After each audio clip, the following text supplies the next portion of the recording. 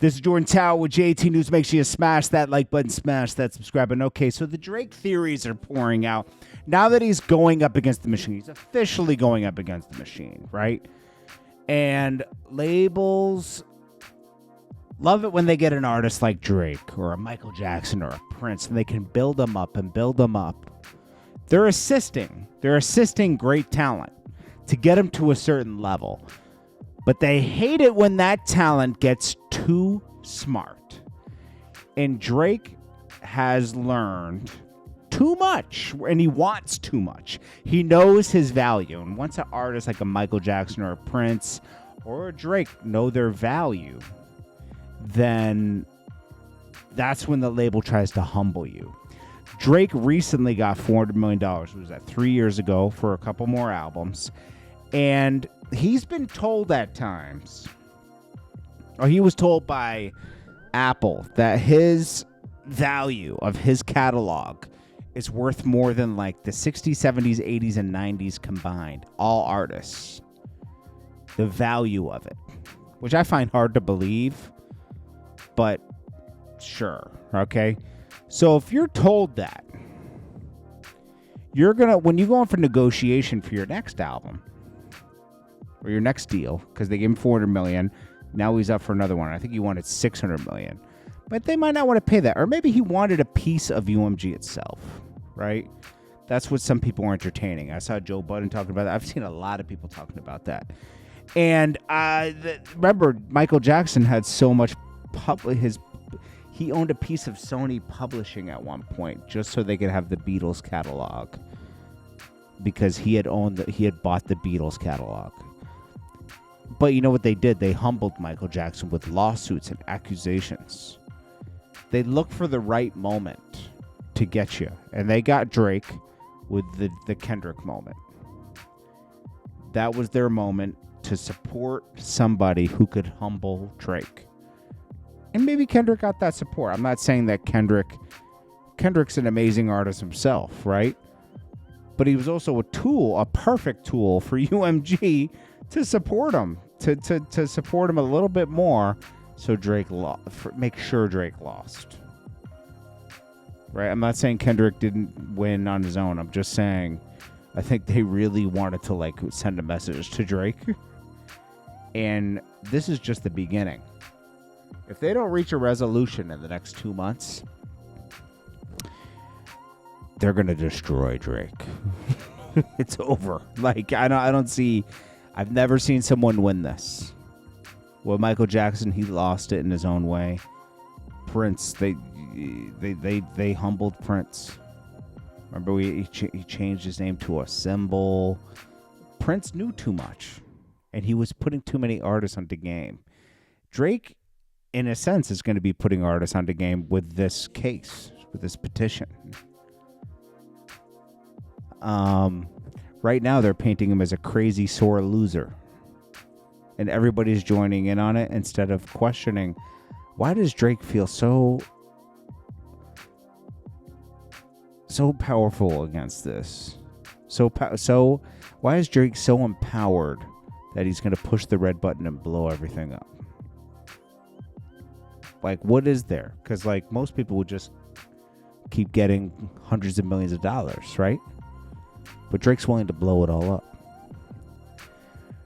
Now, Drake did get accused of being a PDF file, right? That's not good for business. It's one thing to come for family, this and that, kids, they always do that. But to be painted as something that could make you lose endorsement deals? But Drake kind of did the same thing. That's the thing. Talking about Kendrick putting hands on his wife and this and that. That could make you lose endorsement deals too. So Drake isn't totally innocent in this, He went there. And he was sure. Maybe Kendrick did. I don't know, There is this incident in Vegas that everyone talks about, But there's not a police record of it. So you can't really use that as your excuse to go after Kendrick. I mean, you can't. the situations are just as bad almost, you know? Just Kendrick stuck more, and he really went... Kendrick, like, tripled down on it. He mentioned it almost in every diss, right? You're going to see... everyone has to fall from grace at one point. Drake also accuses his label of, you know, not giving him the support he needed in the past 2 albums. Probably feels like it was a little less. I don't know. Now, Milagro comes at Joe Budden for going so hard at Drake. Joe Budden doesn't like Milagro. He basically laughed at her for getting cases about Meg and other stuff, which isn't that funny because it's but what Joe Budden doesn't realize is that's silencing somebody. And imagine if this happened to Joe Budden, he would be crying a river and asking everybody for support. But Joe Budden's in the same business, right? And this could happen to any. You don't want artists to just silence you with cases and wrap you up in court. But that's what's happening here. And he should support her, if anything. So she kind of fires back on her own. That's you calling yourself stripping him in his black. And then you reduce him to being a white boy. And that's you taking a dig at him. Now she's talking about Drake, and Joe Budden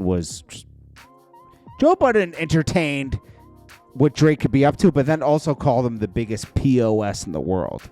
So she's making the case like, you're not so innocent, Joe. Like, that's you calling yourself stripping him in his blackness. You hold the cards.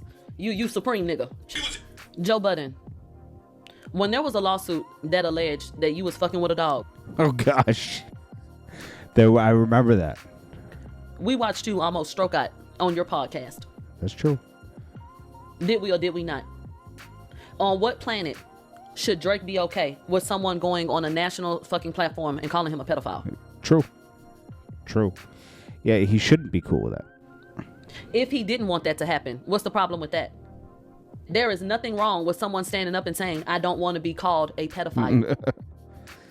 Drake did. Do y'all remember during the battle when these hoes said, is this Drake's response to being called a pedophile? Fucking playing with me. He filing paperwork for defamation saying, you can't put that jacket on my back. Now y'all sitting up here saying he a bitch for it.